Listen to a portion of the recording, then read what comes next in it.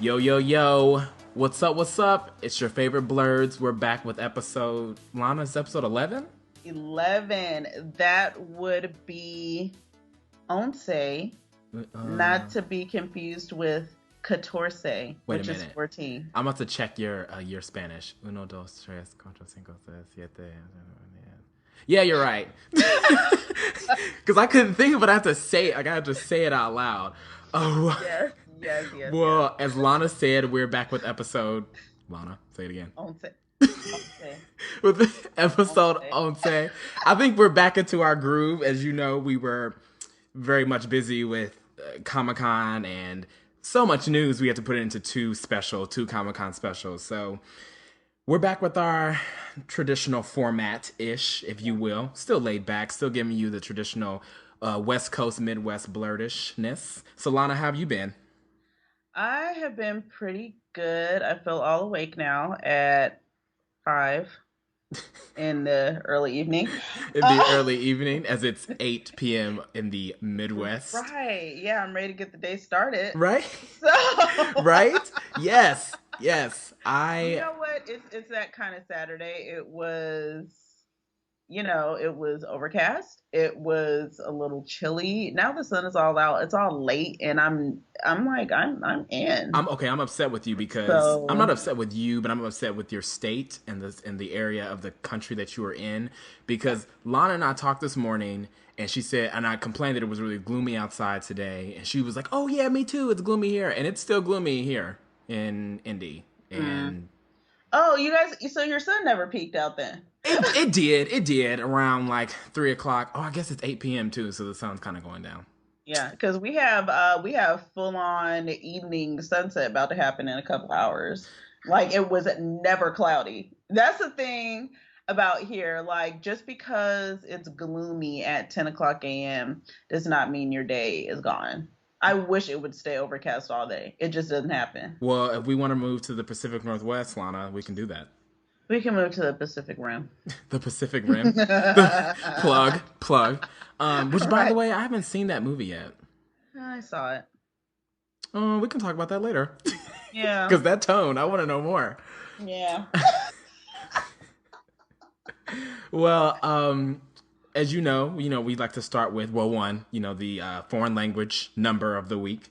And now we're going to go into the blast from the past. Lana, do we have anything in particular this week? I believe so. I think we're going to talk about the commercialization Of nerd culture. of nerd culture and when we first realized that we weren't as special as we thought we were. Right. Well, okay. And telling this story, it's funny because as we're adults, telling this story now, it's funny, especially with the Big Bang theorying of culture, of nerd culture. Oh, I like that. That's how I kind of see it because it's, as we mentioned before, Big Bang Theory, against my wishes, gets an average of 18 million viewers a week, an average of 18 million viewers a week. And I could barely get 18 people to talk to me in elementary school. Aw, You I would know, have been a friend. I think we would have been friends. Yeah. I think that's true. I think that's really true. But for me, and I mean, Lana, I'm really interested to hear your story too. But for me, as a child, like growing up, I was picked on all the time for being a nerd, or being a geek, or just not being popular, as that term is being, thrown around when you were in high school, middle school. And it wasn't really until I was in high school that I really found myself and really became comfortable with my nerdism. The fact that I love video games and I love the Power Rangers and I love comic books and action figures or collectibles, as we call them as we get older.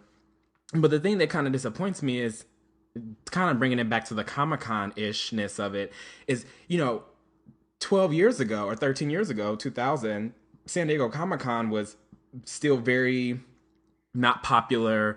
It was popular among the true nerds, the true comic connoisseurs, and people that really enjoyed collectibles and did it because it was their passion, not because it was a cool thing to do. Versus Lana, you know firsthand, us going to Comic Con, it's all about the Right. commercialization. It's about what movies there, what panels there, Exactly. and it's sad because you go into the convention center in San Diego, which is a kind of pseudo confirmed or sort of confirmed, is about 3 football fields. I thought it was 2 football fields, but 3 football fields.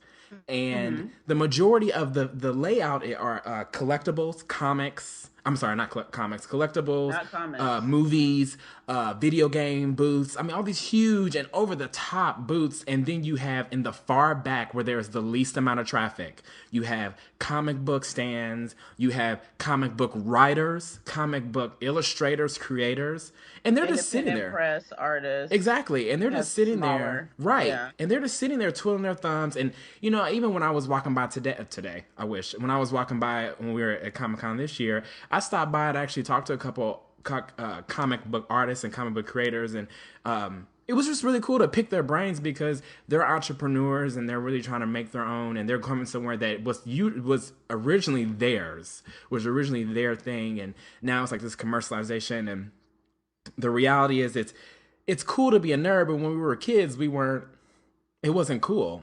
We were picked on and we were shunned and we were picked last for things. So it's kind of bittersweet because being a nerd now is cool, but it's also on a very commercialized standpoint or superficial standpoint. I'm Mm. off my soapbox. No, and it's fun is because it's interesting. Our experiences were definitely different, and or okay, it's weird. It's like growing up. I like the stuff that I like, but I was never picked on, Ugh, and I you had a lot of suck. friends. I know, right? I was never picked on. I had a lot of friends. And pretty much, and I don't know, I'm wondering if it's regional. I'm wondering if it's because California is just that kind of state where it's just kind of laid back like that. I mean, of course, you have your bullying for anything in the whole wide world you can imagine everywhere in the country. But Yeah. just from my experience, it was just, I would say there was more racial problems than anything else growing up here. And Mm-hmm.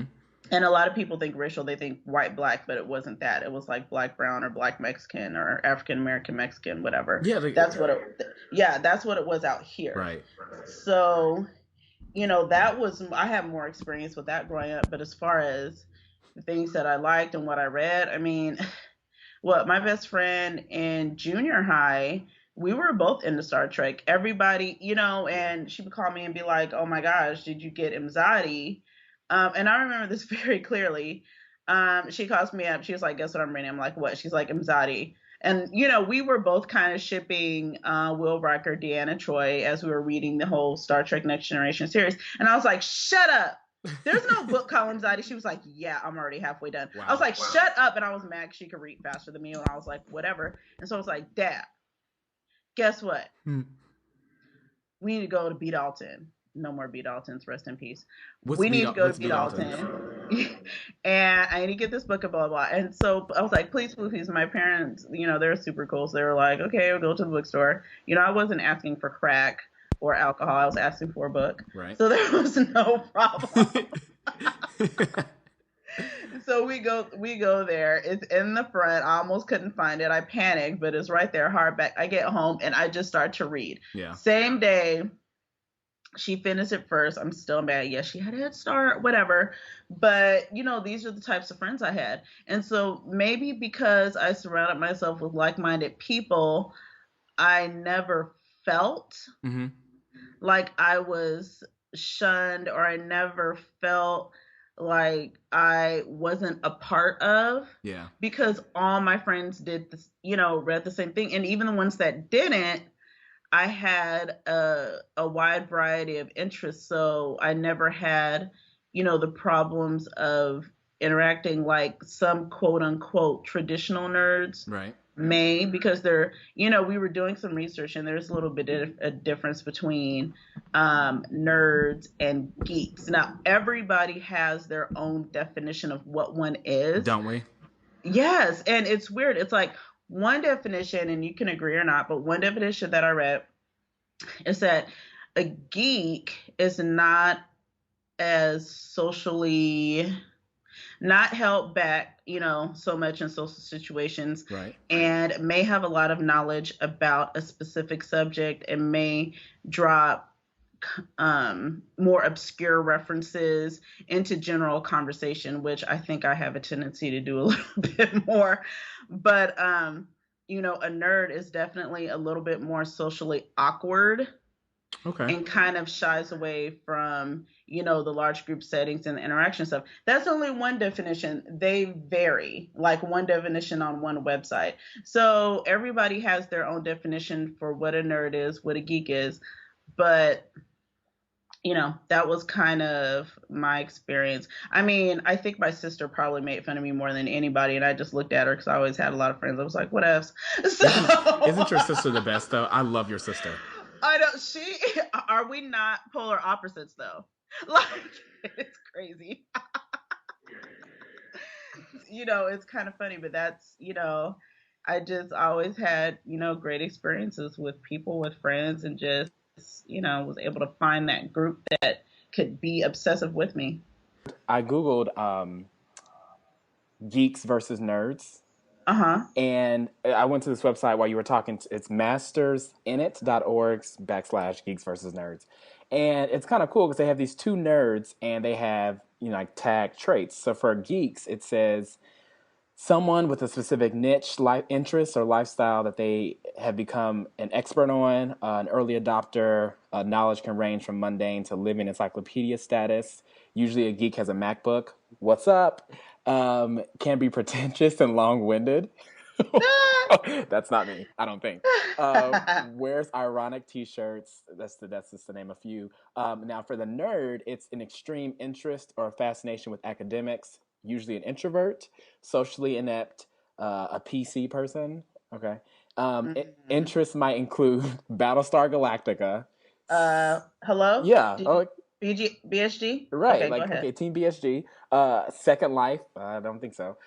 Physics, chess. I did love chess. I And love chess. yeah, and fantasy slash Yes. sci-fi, and then computer programming. So I think it's safe to say, Lana, for knowing you and then knowing myself, I feel like we're a nice mix. I don't think I know anybody that's Exactly. a true, like, this or that. Yeah, I really don't see, because I can be a little bit reclusive, but when you get to know me, I think I definitely come out a bit. Right. And so yeah, I'm I'm a mix right down the middle, I'm gonna tweet this out honestly. because I want to see what people think about. I think it's a cool, and I'll send this to you too, Lana. Like, this is a cool little chart. It's kind of cool. But I guess we can again, like, we need to have like specialty episodes dedicated because I feel like I could talk about this for another 25 minutes. Yeah, we should have one. And you know what? Let's do that. We'll have a couple of our friends on and we'll have a good discussion about that. Maybe we'll do a Google Hangout or something. Yeah, I think that's a good idea. And we'll stream it for the people. Yeah, for the people. Yeah, Did we I could do. just Oh yeah, did I say that? you did. I think that's a And great then we'll idea. record it and we'll just put it up. Yeah, like so listeners, what do you awesome. guys think? Would you like that? Would you watch us live if we did a Google Hangout? We actually talked about this before we recorded the podcast or recorded this podcast about doing a Google Hangout and bringing on some people that listen to us frequently and just having their input because we love to get input from you guys. So let us know. Tweet us what you think. Of course, at BlerdNerd on Twitter.com. I miss our friends. We should have a party. We should have a party on Google. Let's do it. Oh, we should. We definitely should. Yeah. Okay, so as you know, we've missed our rumors, tech news, video games. So I think we should kind of hop back into it. Speaking of being a nerd, I know that Lana just pre-ordered her PlayStation 4. You guys, I pre-ordered the PS4. It was wonderful. I wanted to get it from GameStop. I didn't do Amazon. I know Amazon is still accepting PS4 pre-orders because I actually went to their site and just looked, and they have like these bundles that are nothing more than the regular price for you to get stuff shipped together. They're calling it a bundle, which is a ripoff, and I think we all know that. But I went over to my local GameStop and I got an email at like 3:00 in the morning, and they said, pre-orders for PS4 have been open for a limited time. So I was like, cool. Mm-hmm. So it was actually that Saturday last week that Kim came over to record with us. Yep. And I went over to GameStop and did that. And I asked them, I was like, yeah. I said, well, how long are you guys going to have pre orders open?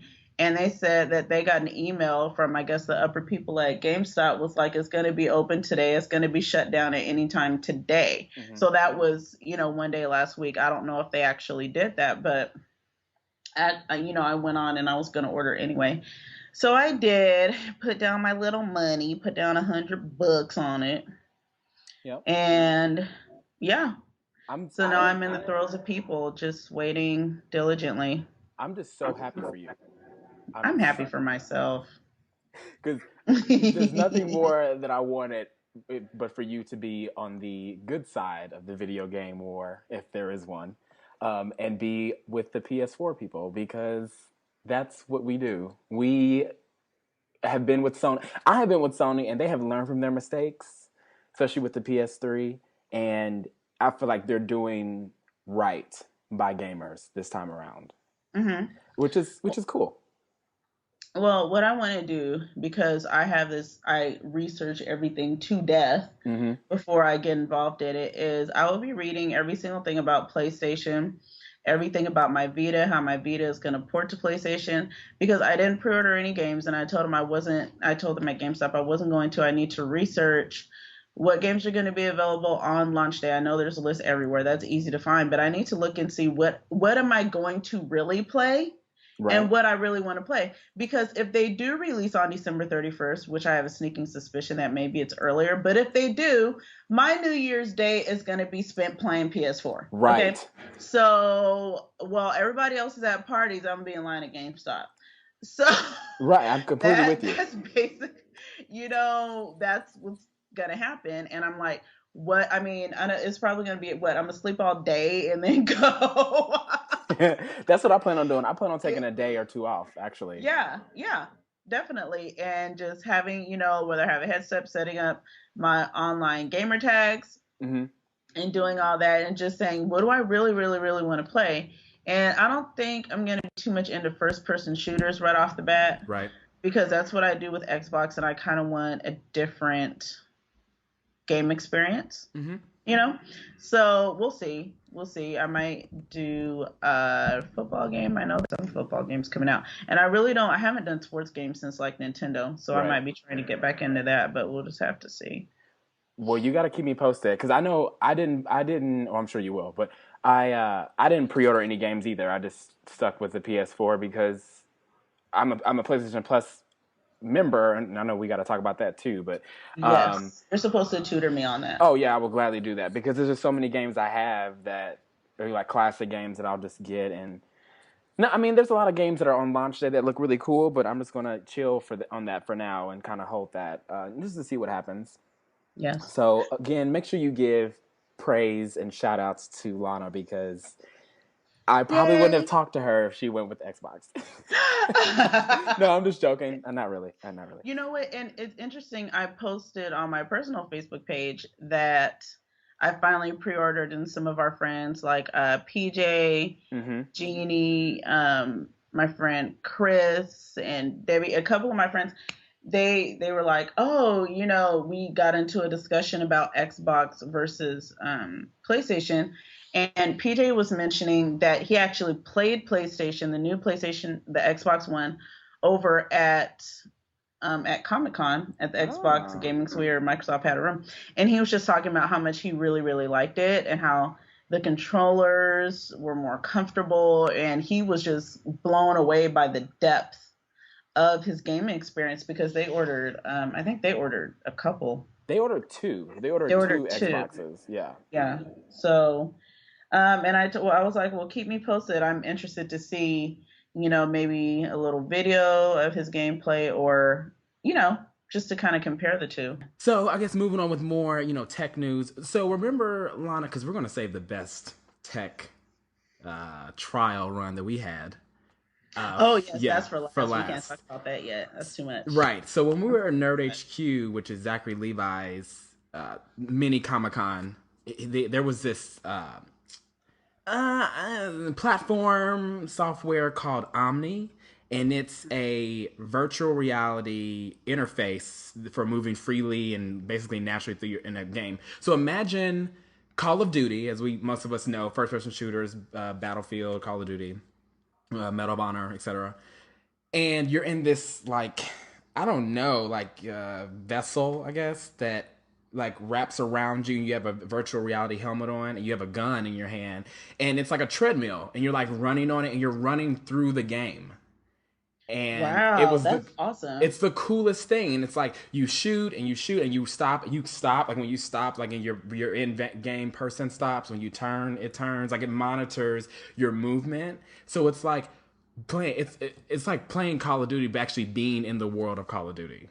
I need that. I want it with zombies. Yeah, it's I'm sorry. Go no, ahead. you're right. It has to be. No, you're absolutely right. That's what Because I need to make it everything real for me. everything is better with zombies and bacon. Right. Zombies If, and oh my bacon. gosh. If you could do that and then kill some zombies and then have a campfire with bacon. Ah. So that was Okay. it for the podcast. We'll talk to you guys later. Right. so so I mean it's a really cool thing. I'll definitely tweet it out right now.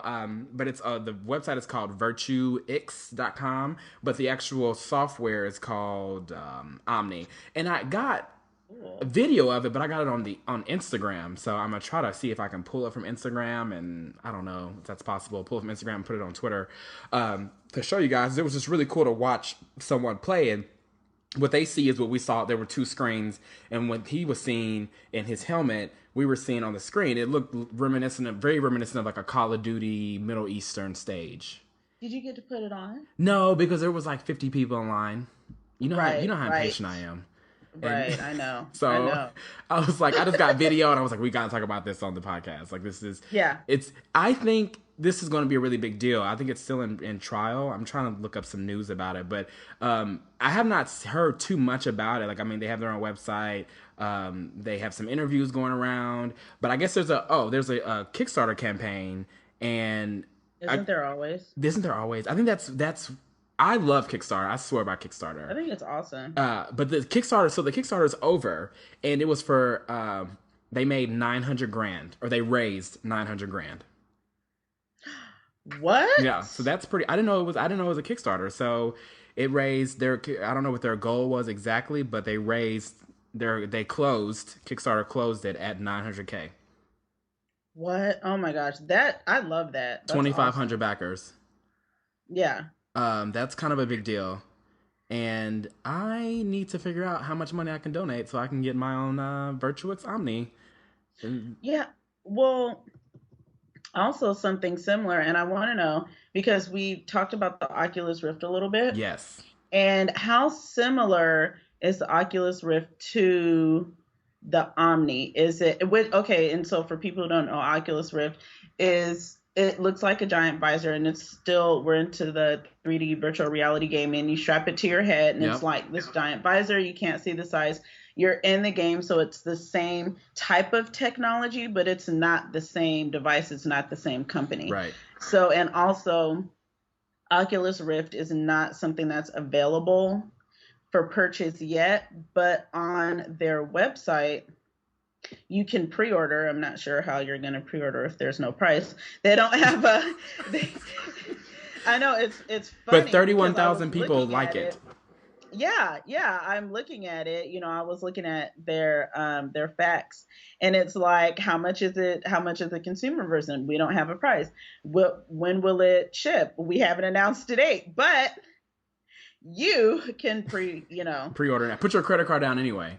put it down, and then we'll just let you know. Well, the thing that's okay. So with the immediate difference I'm seeing is when you look at the Virtuix Omni versus the Oculus Rift is just Oculus. It's just the eyes. It's just I keep calling it a helmet, but it's just a facial interface because like the Yeah. picture that they're showing is like this guy on their website oculusvr.com. They are showing this guy playing video games. Like imagine you're playing or picture yourself playing PS3 or Xbox, and you just have a visor, a facial visor, versus the Virtuix Omni has. You're standing on like this this circular treadmill, and it's a circular bound ring around you, like around your So waist.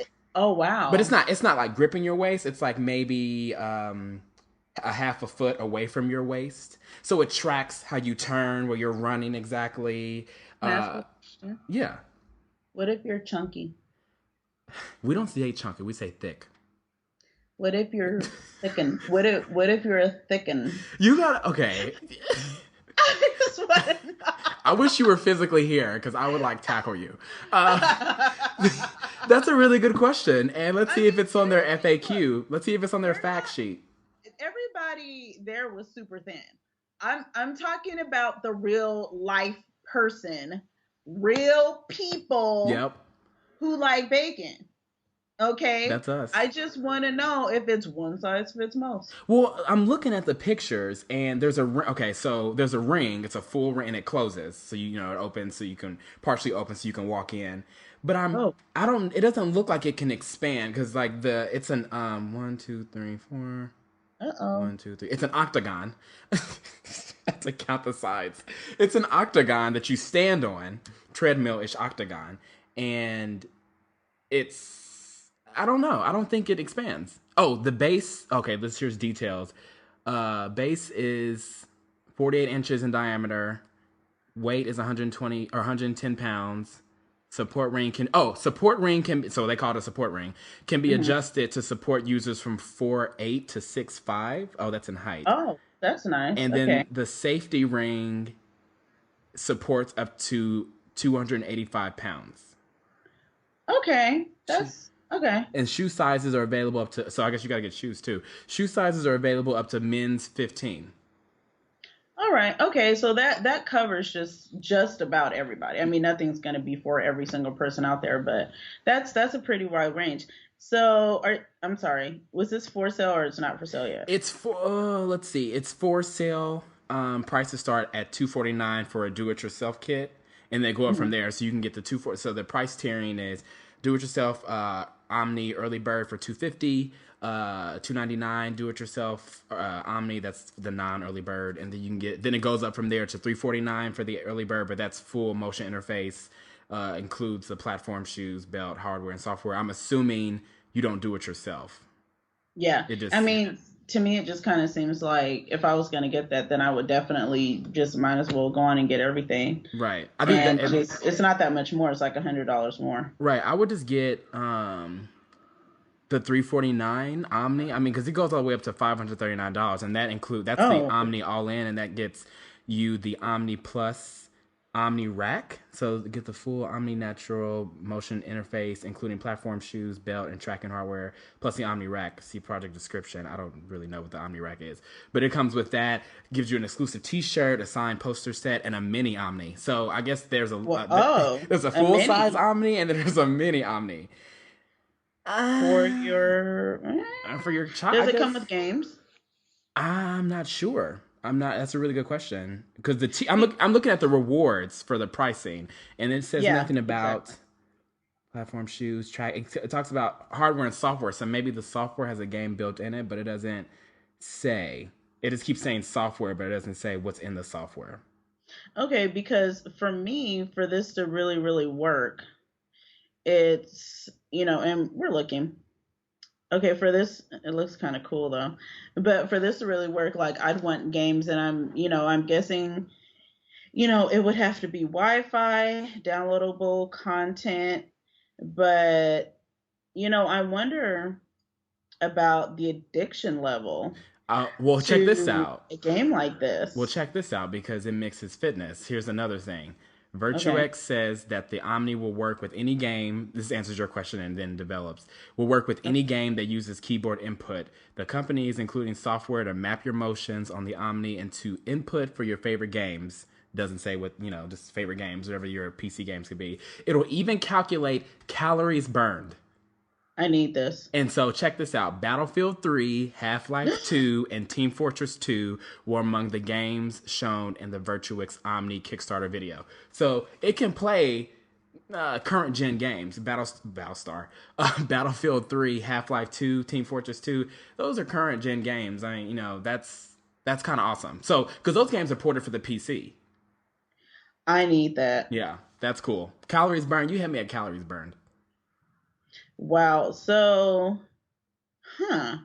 I don't know. I think what gets me about technology like this is that I wonder how long before it's obsolete, and I wonder Yeah. if there's a support to frequently update the software, and how long is this really going to last, because this technology changes so It quickly. does. I would hate to drop 350, which honestly this is pretty awesome, but part of me is a little bit scared because I think, you know and I'm not going to say scared, but I'm going to say cautious That's fair. That's fair. about, and I've said before on previous podcasts, when you're strapping something to your head and you're entering this virtual reality world, it's, I think it's fine. I think it could be fun.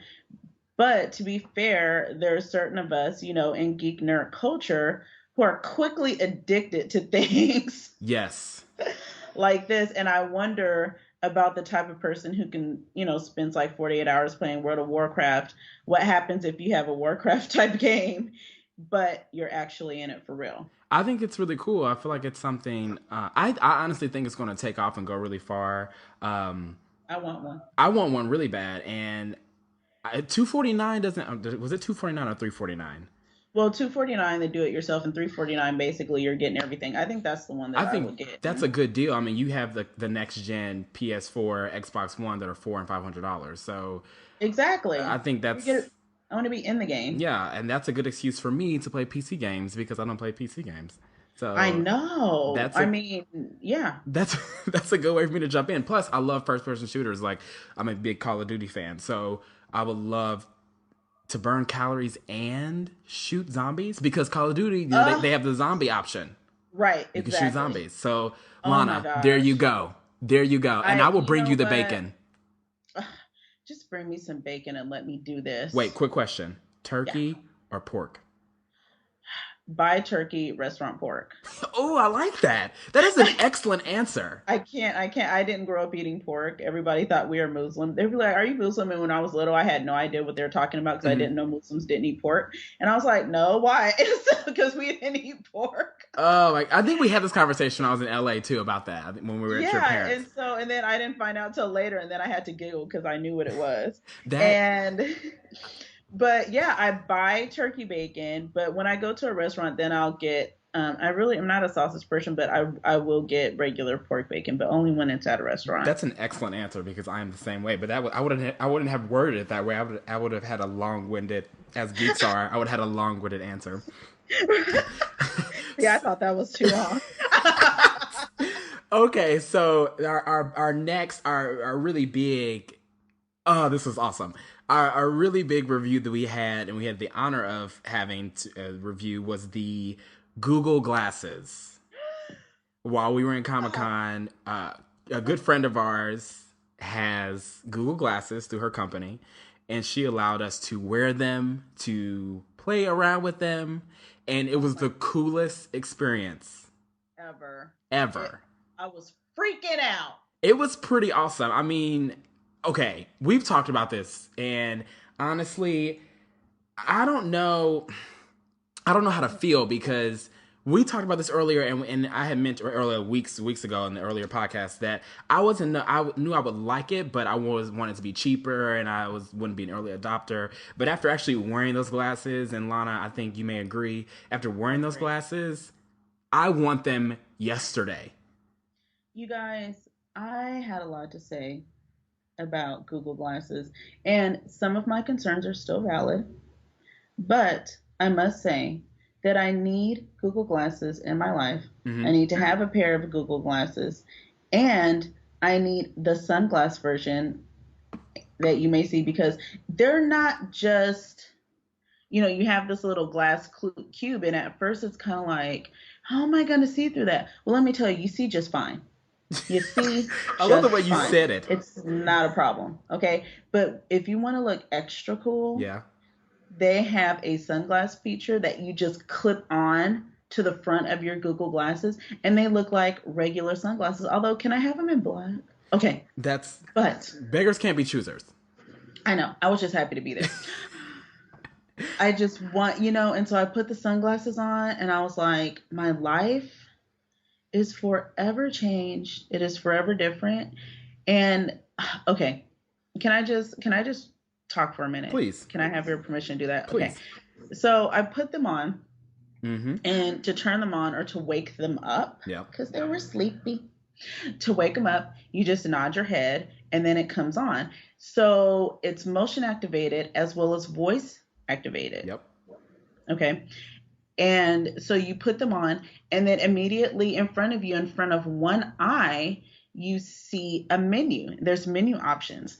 And what was it that we said? Go glasses? Okay, glass. Okay, glass. So if you say okay, glass, then it activates to whatever. And then you say okay, glass, and then you say video. So it immediately starts to record. You have 10 seconds to record. Mm-hmm. And then the actual computer, the miniature micro computer that's attached to the side of your head, which is my only issue, as you know, if you listen to this podcast, Yes. you touch it and then you can extend the recording for as long as you want. And all of your data is saved into the supercomputer that's attached to the glasses. It's very, very small. You can take pictures with these glasses. You can get the weather. You can just surf the internet, and it's all voice activated. I have to tell you that, I mean, while I won't need, and they also have like a Google Maps feature, which I don't know how safe that be while you're driving. I Yeah. wouldn't really want to try that while I'm driving. I'd rather just use my phone and have the audio GPS. I don't think that's super safe. But if you're walking and you need to go somewhere, you should be perfectly fine and able to navigate without any incident. It's not, you get used to it and it's not as distracting as I thought it was going to be. I so I recorded Lana. Actually, sorry, Lana, you recorded yourself doing reviewing the Google Glasses. It was the coolest thing, and I just thought it was the most awesome thing because that's to watch her like nod her head, and you can, I guess, from a third party or second party perspective, when you talk to someone with Google Glasses, you can tell if their screen is on or not. It's not bright, but like there's like a dim square within that cube that I can see, okay, well, she's on her glasses. So it's kind of like if we had cell phones, when someone is talking to you and you're on your cell phone, it's kind of rude. You can kind of see it that way too. I kind of like that. It's like a small thing to me, but I think, or it's a small thing to others, but it seems like a big deal to me. But to watch Lana in those glasses and interact, and you say, okay, glass, and it pops up. We weren't connected to Wi-Fi, but it was still cool to, record a video, take a picture, and it's all automatic. Like if you say, okay, glass, take a picture, it'll take a picture instantly. So it won't wait for you to hit a button or anything like that. My only concern is I want to keep my iPhone and I want to get an iWatch from Apple. So will I be able to have an iPhone, an iWatch, and Google Glasses? Yeah, and I think you need all of them. I think you do because in 50 years, everyone's going to have Google Glasses. Everyone's going to have, I guess Google Glasses. Maybe iPhones, probably not, but there'll be something next gen. But I thought it was the coolest thing. We'll definitely be tweeting out pictures here shortly because we got a bunch of pictures, sunglasses, no sunglasses. They're just really cool. They're really, really cool. And I think it's something that you can really get used to. The fit is kind of weird, if you would agree, Lana. Like, it takes some getting used to. Yeah, it is. They are very different. I mean, they're not heavy by any means. But the one thing I did find really cool is that, or lack thereof, was that the hard drive heats up, but you don't feel it. Right. Because it's on your right. It's on your right ear. The what is this called? The on your, not the frame, but the right side of your frames. Temple? Yeah, and it's right there. Yeah, right at your temple, but you don't feel it. Like you feel like I didn't know that it was hot and it wasn't overheating, but I didn't know it was hot until I took the glasses off, and then I was like, oh, that's where the hard drive is. It's just really cool. I think it's just one of the. I mean, I'm so happy to be in this generation where we have Google Glasses. Yeah, it's and I guess that's the thing. It's like I worry about, and this is the thing that I kind of freak out about. I kind of worry about the heating up and the long-term effects. What are we going to find out about that? Because Right. there's so much stuff with cell phones. That's why we have our earbuds. There's a lot of people, who have done studies and said, oh, you hold your cell phone up, there's, cancer cluster like behind, that portion of your brain. It just like all kind of stuff. And so I just want to be careful. And I would get it, and I do love them, and I want a pair, but I would definitely, it's not something I'd have on my face all of the time, Right. because when things like this come out, it's always 10 years later that we're finding out, oh, remember that first pair of Google glasses that you had? That exploded. Yeah, right. No, I'm sorry your face exploded, but, and, we're not saying this. We don't want to get a lawsuit, but, as an example. So, but I mean, like I said, I want a pair, and am I gonna drop $1,500? I'm gonna get them on sale. But I said, what did I say? I said we have to get them on clearance. We need to yeah, get we them. have to get them on clearance, and I probably will not get the first wave of Google Glasses. I'm gonna wait till a couple editions down, maybe one or two, Yeah. just to see, because they're gonna do improvements, and this way, let them work out the glitches and stuff. But I'm just so thankful that we had the opportunity to try that. It was the coolest thing. It was. I really really loved it, and Yeah. I don't know. I just can't wait to get them. I really can't. And I know I completely side with you, Lana, in the fact that I'll wait a couple generations or whatever before I get some Google Glasses, because they're so expensive. But also you have to look at it from past experiences. Like, when the Motorola Razr came out, it was $600. And now you can get it buy one, get four free. If they even still make them. The iPhone, when it came out, was $600. Now you can get it for $99, a penny, $1, $100, $200. So it's, I mean, you look at it from any perspective in technology, whether it's cell phones or Blu-ray players. Remember, Blu-ray players were $500. Now you can get them for $49. So it's just, technology follows the same laws, no matter what the technology is. I mean, Google Glasses, they'll be $1,500, and that's pretty true. But in a couple years after, they won't be $1,500. Exactly. I could see them being $600. I would pay $600 for Google Oh yeah. Glasses. Oh, easily. But Yeah, for the experience that we had, it's totally worth that. They'll definitely fall under 1,000. I know that. That's going to happen. So yeah, I mean, definitely look forward to that, guys. By the time you listen to this podcast, there will already be pictures on our Twitter and on our Facebook of us in Google Glasses. Yes, there will, because we did a full-on photo shoot and video capture. It was a cool 20 minutes, like, of just wearing them. Of just because they were so cool, I was just, while I'm freaking out about not wanting to accidentally break them. And our friend, she was so nonchalant. She was like, "Oh, it's fine." And we were just like, No. I'm all handling them like they're raw eggs and stuff.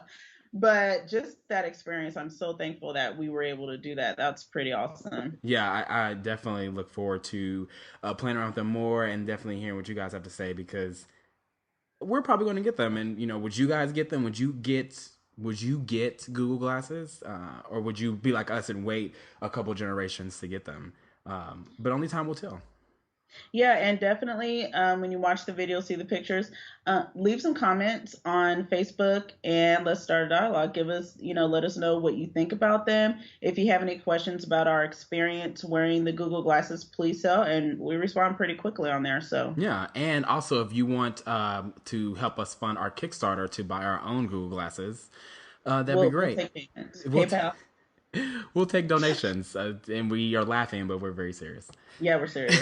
Please. So, I know, we've been we haven't really talked about this, but behind the scenes, we have been trying desperately to catch up on our comic books. And yes, I went today. You did go today. I remember you told me that. And I was lazy. I took the lazy route, and I just downloaded all the comics to my phone. So however you need to do it. Right, exactly. Although I really wish, I'm a book snob in the fact that I want the paper, but I was feeling lazy. But I did read, or when we were at Comic-Con, Marvel gave away, or not gave away, but they had 1,500 copies of the Deadpool Kills Deadpool variant, or issue 1. And the variant itself is really irrelevant, but to actually looking at the comic and reading the comic, Just a quick synopsis. It's about multi-universe Deadpools that are banding together to protect themselves against a Deadpool that is going around killing other Deadpools. And I think it's the coolest concept. I think it's one, okay. Deadpool is the joke of the entire Marvel universe. Yeah, he can fight and he is really cool, but he's like the butt of all the jokes. Like no one takes him seriously. And the thing is that this particular Deadpool finally comes to realization that no one will take him seriously, and the only way that people will take him seriously is if he goes around and kills all the other Deadpools. And I, for one, am a huge fan of this because I've always liked Deadpool. I never really loved Deadpool, but after reading this issue, I was like, I have to put this on my pull list because I'm just so excited to see where this goes. And it didn't help, or it does help, that at Comic Con I was able to get the Deadpool Corpse taco truck of all the Deadpools. So I don't know if Lana, if you read it, but I encourage anyone out there, if you like comics, if you like Marvel Universe or Marvelverse, as some people call it, definitely give Deadpool kills Deadpool or Deadpool X Deadpool a try. I mean, the first issue is pretty hardcore and pretty cool. Hmm. So, and I haven't read it I haven't read it yet. And it's so much. And but now that you say, I'm gonna read it super quick just because you liked it so much. I mean, seriously, like I mean, it's Deadpool. It's bloody. I mean, like Well, I mean, it's it's Deadpool. I and he's mean, going around killing other Deadpools. well, it's just the title, Deadpool Deadpool kills kills Deadpool. Deadpool. I mean, it's just so it's just so gratuitous and so silly, and that's why I And just kind of like egotistical and it vain, like is. vain. It's all about Deadpool. Like, I mean, he talks I love about it. waiting for the Avengers or waiting for the X-Men to come, but they never come. So it's like, it's really focused. I mean, it's all about Deadpool, at least for now. I mean, the Deadpool corpse. And I mean, I didn't know this, and I don't think there's issues out there about it, but I'm sure there's dialogue about it. There's like a Deadpool dog. There's a Deadpool squirrel. There's There's a all kind of there's all Deadpools. kinds of Deadpools. I mean, it's various Deadpools around the world that are not necessarily human, and so I think it's silly, but it's so fun. And I did kind of blaze through it really fast because I actually blazed through it on the plane home, and I was like, this is so stupid, but it's in all the right ways. Like uh, you definitely, if you read comics, you have to read this, at least the issue one, at least. Yeah, I'm gonna read it. I know I'm gonna read it. Do it. So, all right, but and this is what I'm excited about. I went and I got my stack from my local comic shop, my LCS. I like to abbreviate. Mm-hmm. No, And what all are you reading? okay, so today, oh my gosh, Trinity War is so good. By the way, Ugh. I picked up. Oh, I can't wait. Oh, okay, calm down, calm down. Mm-hmm. I picked up. I'm getting two comics from IDW. I picked up Star Wars and the X Files. Okay. Star Wars is so it's. I mean, Star Trek. Did Wow. you hear what I did? This is awkward. Did um I'm gonna rewind. We'll delete that. I picked up right. I from IDW. I picked up Star Trek and X Files. We Thank you very apologize to much. all the Star Wars fans out there. And the Star Trek fans. I might get my card pulled. We'll see. Oh, this is awkward. And I was almost in at the Vulcan Science Academy. Ah, And this could jeopardize my admission. awkward. Anywho, sorry, Spocky Poo. I got Star Trek, and it's funny. I was laughing. I've skipped around a little bit, and I was laughing because I think I may have told you. I don't know if I told you off air, but number 22 it has Spock entering into the throes of Ponfar, and then Uhura just finds out that he's betrothed. Ooh. And You didn't tell me this. yeah. But this is part two, like of what happens, and I just think the whole thing just makes me giggle. I haven't read it yet, so I don't know what happens. I got X Files season 10 recently started, and I got the second issue. And what I was telling Matt was okay, Michael Wash does the art, Mm-hmm. and I don't like to criticize art. Like my mom's an artist, and Yeah. art is in the eyes of the beholder. Something that I might not find attractive, other people may really, really like. So what I will say is, for a comic, it's not my particular taste, Hmm. and it's kind of affecting me being able to read it. Well, it's kind of a big deal. I mean, illustration goes a long way. I remember when It I started watching, or not watching, but reading AVX or Avengers versus X Men. Yeah. I didn't like the illustration at all. Hmm. I just didn't. I mean, it was. Yeah. I think the dialogue was good, but after issue 4, I just because I mean you have to look at. I mean, you have to. That's what you picture. If like because in your mind you have the pictures moving, and you Right. have the heroes or whoever the characters, antagonists, protagonists. You have them moving and doing what they say they're doing in freeze frame on that comic, and that's how I picture them or illustrate them in my mind. And if it doesn't look good, it just doesn't translate, and it kind of leaves a taste in your mouth. And I remember seeing that article, or not article. I remember seeing issue 1 that you had showed me when we were in LA, and Yeah. I You remember your saw what I concerns was then. talking about. Yeah, and I didn't really. It was I don't know how to like watercolor ish mixed with. It's not, I like, the detail isn't there for me. I mean, I'm coming from DC, which has absolutely beautiful art for the most part. Marvel, which has beautiful art.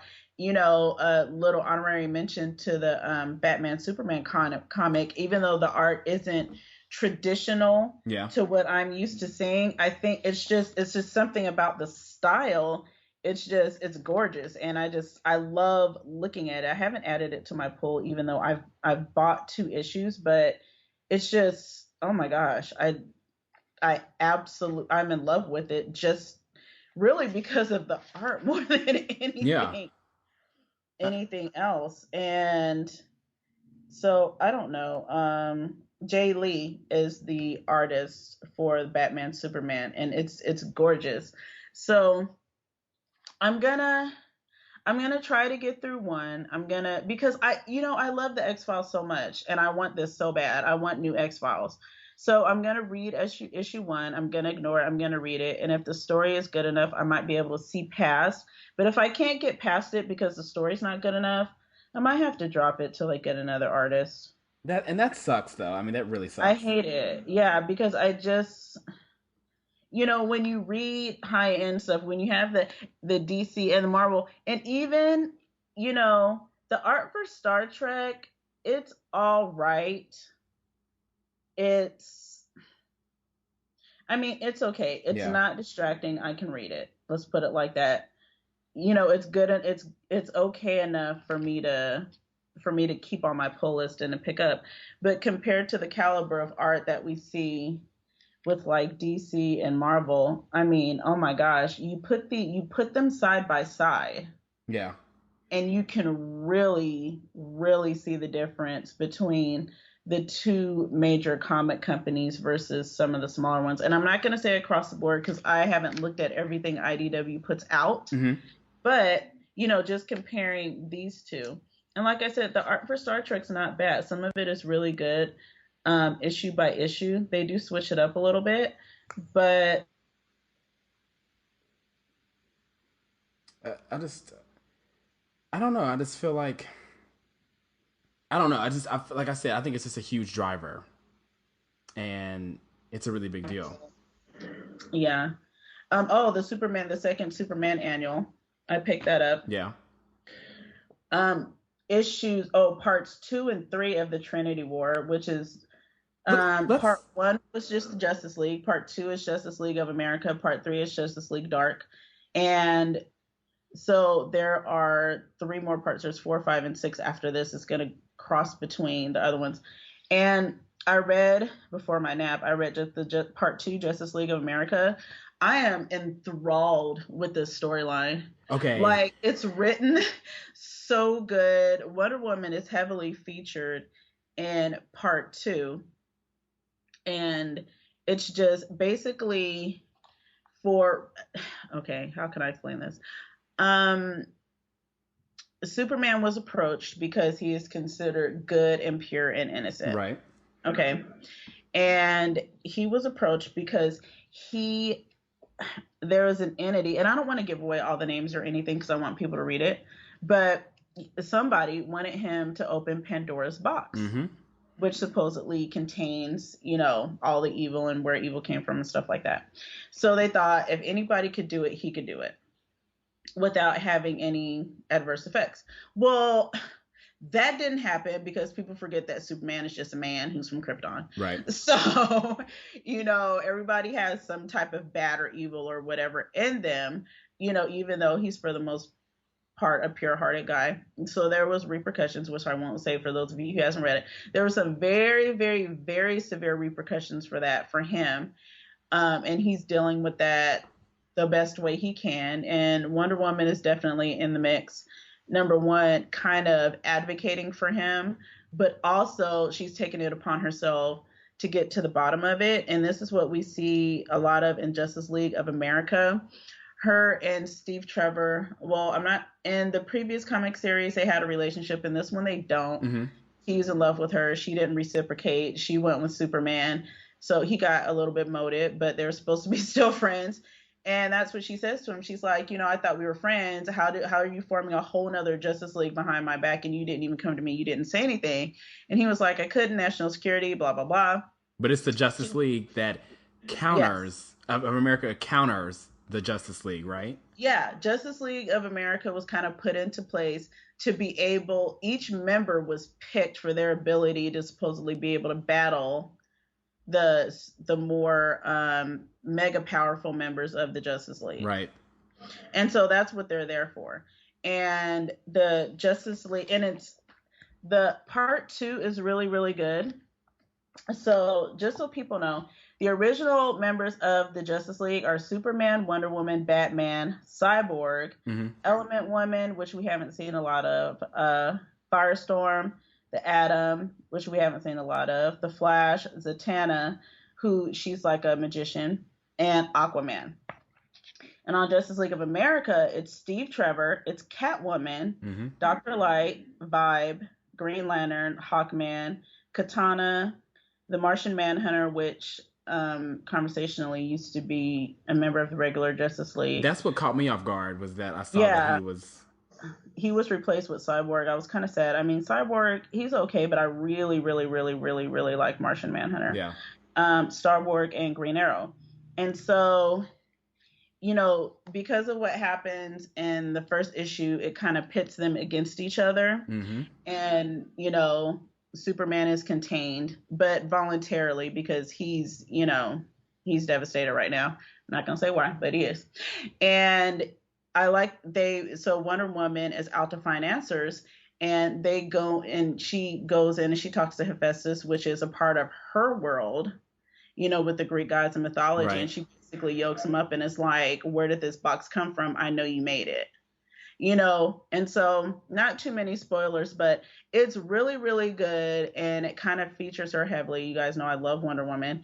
And so the next one, part 3, which I'm going to read as soon as we're done. Exactly. I've only read the first one, and you know, you have, Lana, you really encouraged me to read more DC, and I was going to start, because this is Justice League 22, where the Trinity War starts, and I was going to go back to Justice League 0, or issue number 1, 0, and to start there, but I was like, well, let me just jump into Trinity War. And I was so enthralled with that story because I had so many unanswered questions, like, you know, why are Green Arrow and Martian Manhunter on Justice League of America? And Justice League of America, what exactly is it? And then all that stuff happens. Huge event happens at the end of Trinity War, issue 1 or issue 22. And I was like, I have to go back. So before we started recording the podcast, I went and downloaded episodes. I went and downloaded issue 0 through issue 10. Because I'm like, I need to know, like, the build up. Yeah, I need to know the build up. And I have never been truly, I've enjoyed Wonder Woman, Batman, Superman from afar. But on this one issue alone, Lana, I was like, OMG. Like, I gotta go back and read what happened. Like, this is a really, really big deal. So it's good. Can I tell you that part 2 to me is way better than part 1? Is it? Okay. Okay. Yeah, part two. I mean, part one is definitely an introduction, so I kind of read it kind of quick.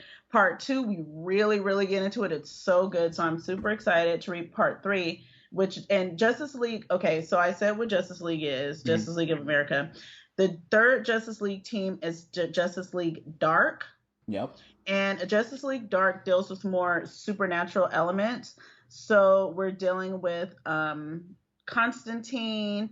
We're dealing with Pandora. I don't read Justice League Dark because it's not really my thing, but it's interesting. It deals with a lot more of the supernatural elements, and they use magic and different types of things, but they're still Justice League. And so, Wonder Woman is going to go talk to them next because she needs their help. And that's all part of Pandora's box. And they said basically when, spiritual things and science can't give you answers, then you choose a different path or whatever. Right. So it's just, it raises a lot of philosophical questions. It's just really, really interesting the way they're tying this all together. And there's also something called there's the Trinity War, but there's called the Trinity of Sin.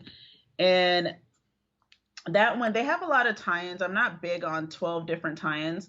I did get Constantine though. Mm-hmm. Because that one is supposed to be a really, really, really good Trinity War tie-in.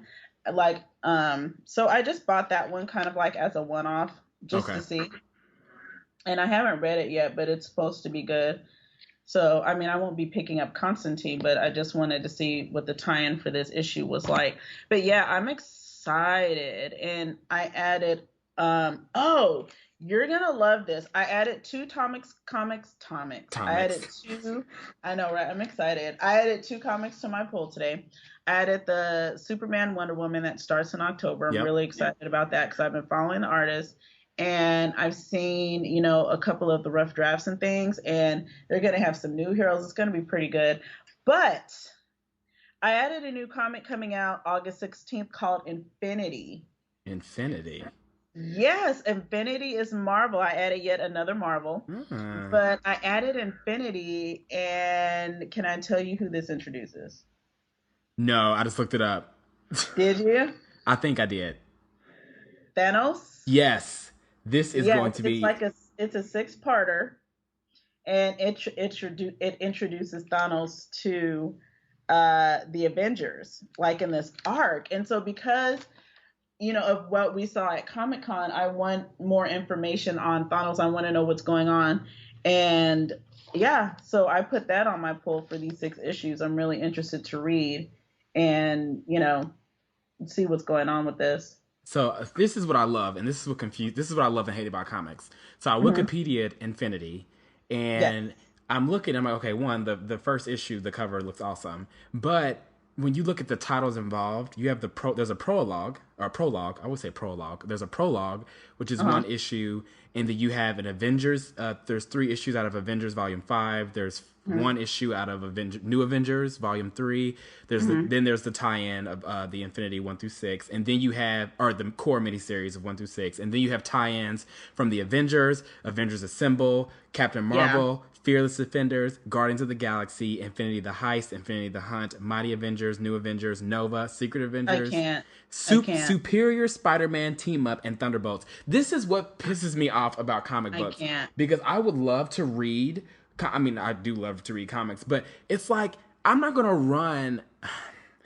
to run and buy all these issues so I can have, because some of these are like 4 issues, 5 issues, only a few have 1 or 2 issues, but you have to buy 15 issues of different Marvel comics to tie all of it together.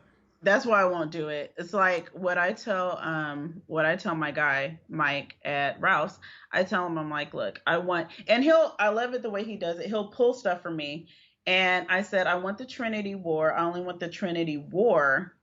And so he'll just pull the Trinity War without all the extras. And so he did pull out the Trinity of Sin. He was like, I wasn't sure if you wanted the tie-ins or not. I kept one of the tie-ins. I put one of them back. I like having that option.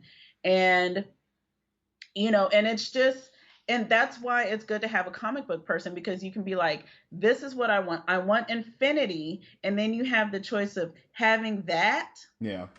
and you can either take the tines or leave them. Most of the time, I leave the tines. I want the core story because I'm not gonna put all of these comics on my pull list. I'm not gonna start reading them, but I do want to read about that one event.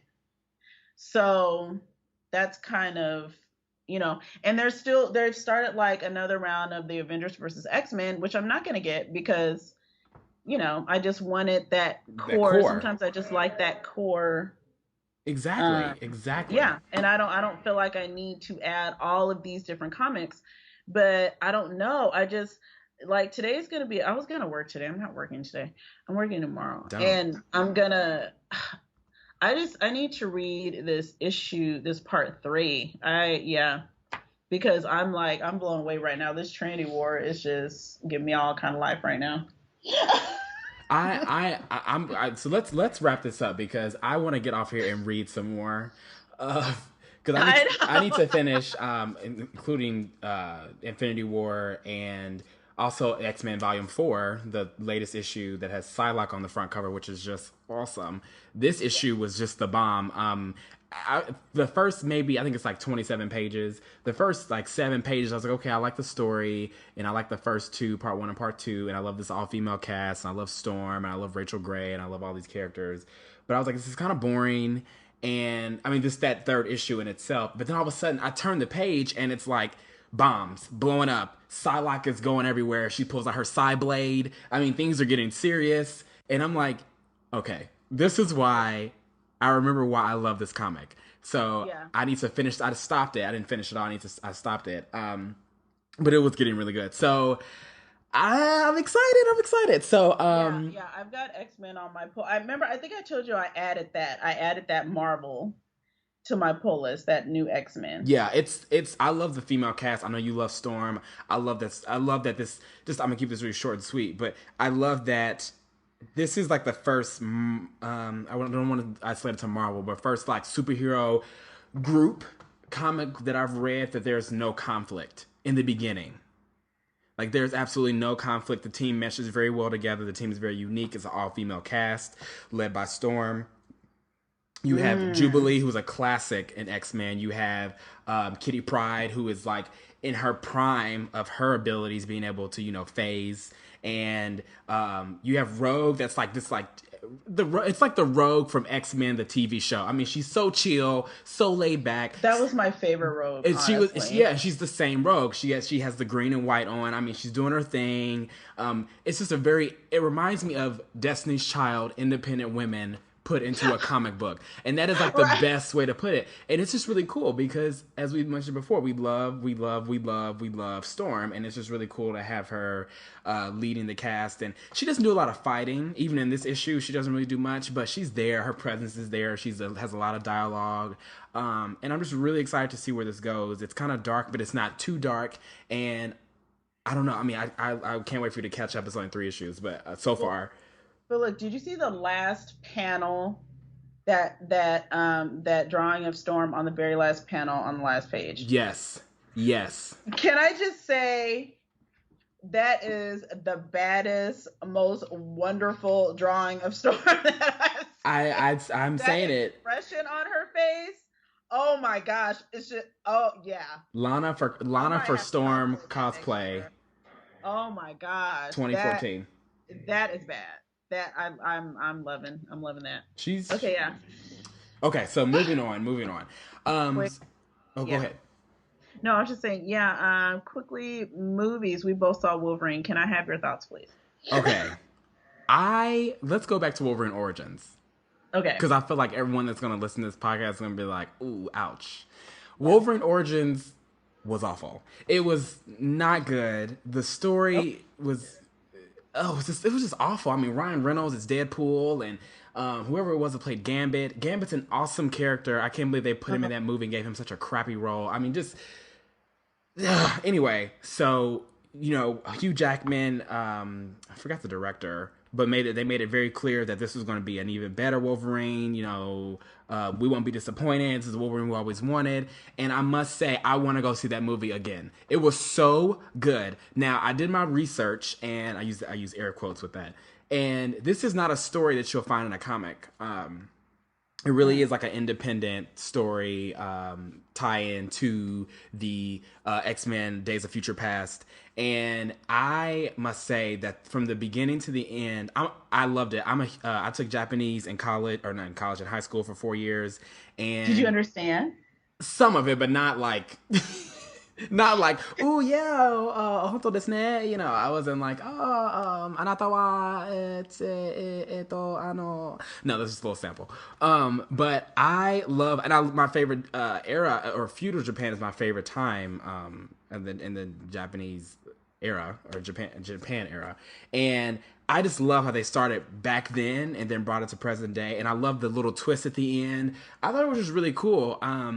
And I love the villain, Viper. I thought she was. Mm-hmm. Is she an original villain, or is she in the actual Marvel universe? I guess that's the only like question I have, because I love the casting for her character. I loved who she Mm-hmm. was. Madam Hydra is her name. And oh, she is. She's actually in the Marvel universe, but I guess she's a foe of the Avengers and the X-Men Yeah. as well. But I loved her character. I love what she did in the story. I just thought it was overall just a really, really good movie, and it took me places. It took me to a place in this Wolverine movie that I did not expect, and I really liked it. Really? Yeah. Do you feel different? Yeah. Yeah. Wasn't feeling Okay. it. So it was alright. You know,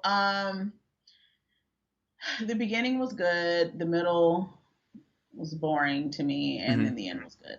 And I just, I liked. I don't know. I guess I liked the fight scenes. The acting was great, and it was a real story, which is good. I, I don't know. I thought the romantic storyline was a little gratuitous, It was and a I little don't. much. It was a It little was, much. and I was just like, I wish movies would not feel the need to push. Every movie doesn't have to have a romance in it. Don't force it. The same thing was with Man of Steel. Mm-hmm. Okay. It was like, and this was across the board. 90% of the comments that I read said the thing with Lois and Superman felt forced because there was no real relationship. There was no real buildup for that type of tonsil hockey action. Not tonsil And hockey. Wolverine, yeah, yeah. And Wolverine, he just does his thug dizzle. Yep. And he'll just go and he'll see, a chick and be like, hey, blah, blah, blah, and then they'll be like, oh, Wolverine, you're so mysterious and sexy, blah, blah, blah, let's go to bed. So, okay, he saved her life. So, hey, we're going to stay up in this house. And that's all fine, whatever. But it was a little forced to me. It just did not seem natural. It just wasn't natural. And I think that bothered me Mm-hmm. because it was just the daughter of some dude that he saved. It wasn't like, I think Yeah. it would have felt a little bit more real to me if it was like the type of relationship he had with Rogue and X-Men. Mm-hmm. Because to me that felt real. And no, it wasn't a romantic relationship, but he definitely looked out for her and he cared for her. And to me that felt more real and realistic than what I saw in this Wolverine movie. Even though they're completely separate entities, I think I kind of wish it would have went along the lines of something like that. Now, what I did like the Jean Grey flashbacks Oh, I love that. I love that because tie-in. that was really, really, really good. That was true Yeah. continuation. And that showed his struggle of him having to kill her. Look, this movie 12 years old. Of him having to kill her on the third X-Men. Right. And, just what he went through because he really loved Jean.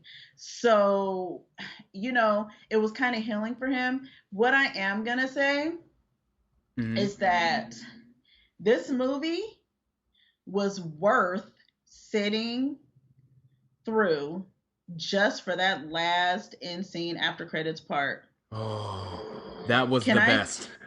Oh my! You know what? Go see the movie for that. Just do it. Well, I just have to say that seeing this movie, I have so many questions. Like for instance, like Yuriko, or Yeah. you're not, is it Yuriko? Yeah, Yuriko. I'm like, I was wondering the whole time, is she Lady Deathstrike? I don't know if you remember Lady Deathstrike from Marvel, the Marvel Universe, and from X-Men, but she appeared like in Daredevil comics, but she had like a romantic involvement with Wolverine, and her real name was Yuriko, and that's the character that's in the redhead that's in the Wolverine. I kept want to say the Marvel, and the Wolverine. So that was one thing that kind of went unanswered. And I tried to do some research, and I feel like it's a tie-in, but I'm not sure.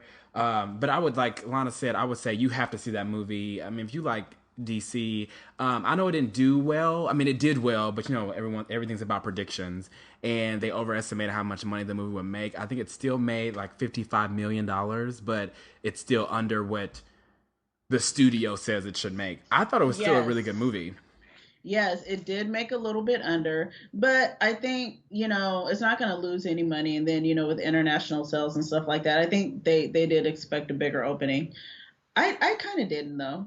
I thought it I did well. mean, it was fine. It's not, it's not like it's Iron Man, which I think just has a broader appeal because they've built this really huge Avengers universe. And I think a lot of people are kind of stung after the first Wolverine movie, Mm-hmm. which I didn't think was all that bad. I don't really remember it though. See, But that's what makes it bad because you don't remember it. I know, And right? I And just I remember every moment of the Avengers. How about that? how about that? Because I just So, watched it 2 days ago, right, I remember the hot mess that was the third X-Men movie. You know what I remember? Saying that I was never going to watch it again. and you watched it again on FX, didn't you? I didn't watch it again. I remembered enough to know who I saw in that little after credits trailer. Enough. Well, well. On that note, On that Lon, note. on that note, Lana and I talked earlier this week, and we came to a conclusion. And I apologize for this. I don't know why I'm getting a delay or dub or delay on the audio, but no, I don't know what it is. But anyway, it's fine. You know, we work the kinks as we go. But we did not have, or we do not have a Blurred of the Week, just because I don't know why You we know, don't. We don't have we one. just don't have We just one. don't have one. But what we decided to do is we want to push back out to our listeners and see what Blurred have you interacted with, whether it's, you know, a comic book character or an actor or someone, you know, as we've looked at in the past that just, you know, had a really strong impact in video games and, you know, game cartridges. You know, what Blurred have you interacted with that you would like to be that you would like to have highlighted on the Blurs on Earth podcast? We'll definitely be pushing this out on Twitter and on Facebook as well, just because there's so many Blurs out there, and we didn't want to do it injustice and rush and grab a Blurred and not really celebrate their passion or celebrate their talent or their work, whether it's a real person or a fictional character. So, Mm-hmm. audience, you know, what do you guys think? You know, next week we definitely want to have one that the audience chooses or that the listeners choose, and we'll definitely have Yeah. some good information on that person. So we'll push that out to Twitter as well. Do you have And any? our Facebook page. Thank you for those of you who've liked our Yes, Facebook page. We're seeing there's been quite a jump in the number of likes that we have on that page. And we get really interactive on there. Matt does a lot of our Twitter because, quite frankly, I just don't have the patience. Although you might see me every once in a while replying to this and that. You'll see me up there. But I do a lot of the Facebook, so we're trying to push that. So share our page with your friends. And like I said, we do get alerts for our Facebook page. So if you post a question on there, we will answer you pretty quickly. very quickly actually, because Within minutes, probably. We're just so happy to get a question. we're at work literally on Facebook waiting for it to happen. Yeah, and then when it does, it's like, oh my gosh, Somebody we talked got to a us. question. Somebody mentioned us. So yeah, Oh no. right. So thank you so much, guys and gals and blurs and nerds and everyone around the country. Actually, one more quick thing. And this is really quick. I apologize, but Dylan, a guy named Dylan from Virginia or West Virginia, had wrote on our Facebook about comparing San Diego Comic Con to this year's to previous cons. And Lana, I just want to get your perspective. You know, you've been to more than I have. I've only been to two. You've been to four. Yes, I've been to four San Diego Comic Cons, and I have to say, my experience at each one was pretty different. Um, if you're thinking about going or whether you should go, the answer is yes. Wherever you are in the world, you should go. It's I'm not going to say it's the same experience every year. It really depends on what you're into. You can tailor The best thing about Comic Con is that you can tailor your experience to your interests.